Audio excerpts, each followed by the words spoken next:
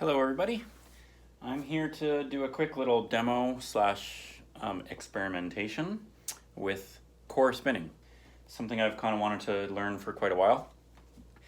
I've done auto wrapping of a spinning technique since the beginning. You can Google that and see what that's all about. But core spinning, while similar, is different where you don't actually even see the core thread whatsoever. So I've decided I'm going to try 4 different styles of fiber preparation and figure out which one is the easiest to do core spinning with. I've put them in order of what I think is going to be easiest to hardest. So first is going to be spinning off the end of this hand-blended merino bat. And then, well, I'll explain the other ones when I get to it. So here we go. I'm spinning on my Ashford Country Spinner. And for a core thread, I've chosen the fuzziest thing I can find in the store. It's like an alpaca. It's alpaca, and it kind of matches the colors I've got going, so of course. Be right back. All right. Yeah, always fun to shoot videos at the same time as being open. You just never know what's going to happen, but thanks for bearing with me.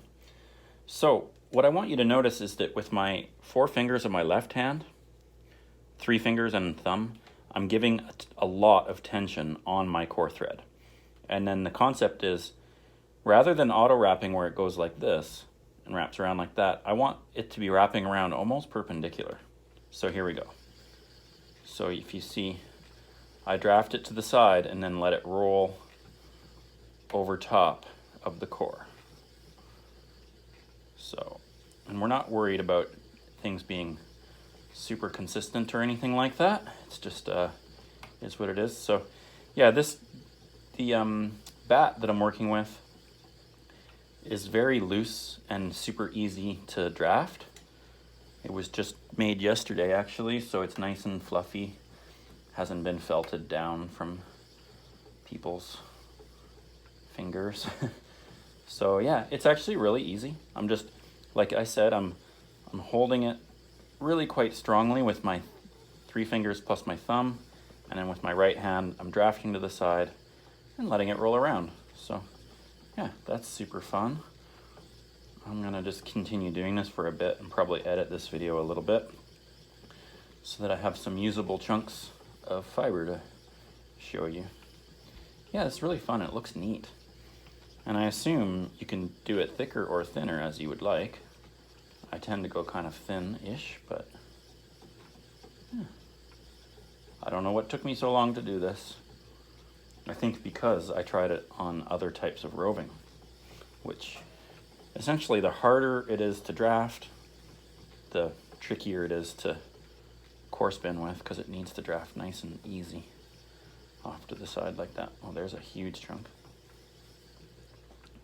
It's okay. So as always with these videos, I don't purport to be an expert whatsoever.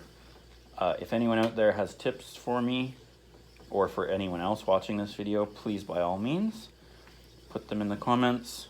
I love to learn from all of you guys as I do these videos.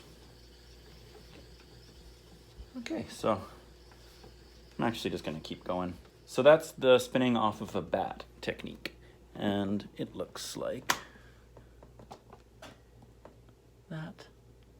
Yeah, I'll try to share a picture too later once I get it off. So moving on to the next, what I'm guessing is going to be the second hardest is this stuff here, Ashford Silk Merino. It's been pin drafted, so it drafts so easy. So I'm thinking it's going to be pretty easy too. Here we go. That's still the old one. And here comes the new one. Ooh.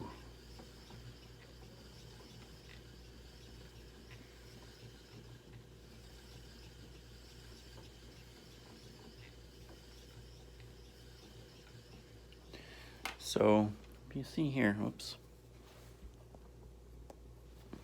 I'm getting away from the auto. This is actually harder than I thought, and I'm getting away from the core where it's going to the side, and it's coming back and going this way, and that way you can see the core thread here. And that's not what I'm looking for. So what I'm gonna actually do is just go back and go over it a little bit more and continue trying to make sure it wraps sideways. I think when it starts auto wrapping instead of core spinning, probably what's happening is you're not giving it enough tension on the core thread. And now I'm just focusing on that, and it's actually working quite well. It's definitely harder work than normal spinning. It takes more thinking, but I'm sure, like with anything, it comes with practice. Yeah, oh, there we go again. And I mean, it's not the end of the world if you see a bit of the core thread once in a while. So I'm getting too much twist building up, and I'm seeing it quite a lot there still. So basically, and I tell this to people all the time when I'm teaching them to spin, it's like, my hands are not moving fast enough yet. So it's just gonna take practice. And that tension, never forgetting to give a ton of tension. Okay, good. Not too hard at all, but definitely harder than the bat.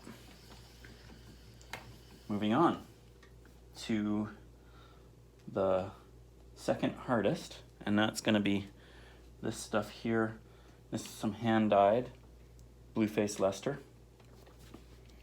And anytime you dye something by hand, it gets a little bit more difficult to draft. But what I've done is I've gone and instead of what it would originally look like this, I've pre-drafted it. I spent half an hour just stretching it out like this, and I could do it more to prepare it for spinning here. So without further ado, yeah, letting it go always causes some problems. Oh well. And here we go with my hand-dyed BFL, pre-drafted, so it's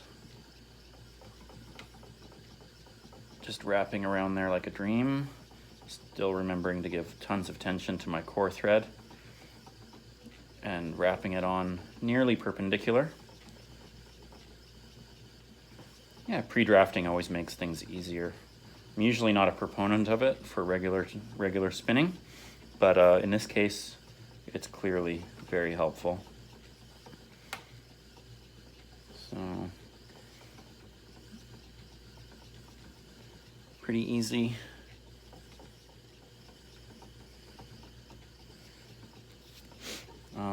Just for the sake of brevity, I'm going to move on.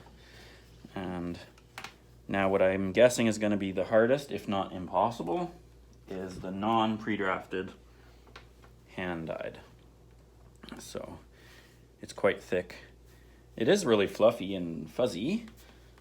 I quite like it. It's blue-faced Leicester again that I dyed last week. And it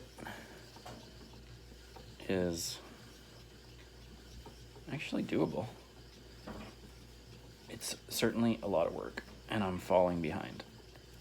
There's too much twist. Yeah. Ugh. It's nowhere near as enjoyable to do. I almost feel like I want to stop every couple revolutions and draft, but that's not what I really would like to do. So yeah, certainly my conclusion of this core spinning little experiment is that we should, the easier it is to draft, the easier it is to core spin with. And starting with a freshly blended bat and spinning off the end of it like a woolen style off a roll lag is by far the easiest. But then a nice commercial prepared roving like the Ashford Silk Merino that's completely unfelted is also quite easy and effective to do. But if you want to work with hand-dyed, then highly recommend you draft it before you try core spinning with it. So thanks for watching, everybody, and have a great day. Ciao.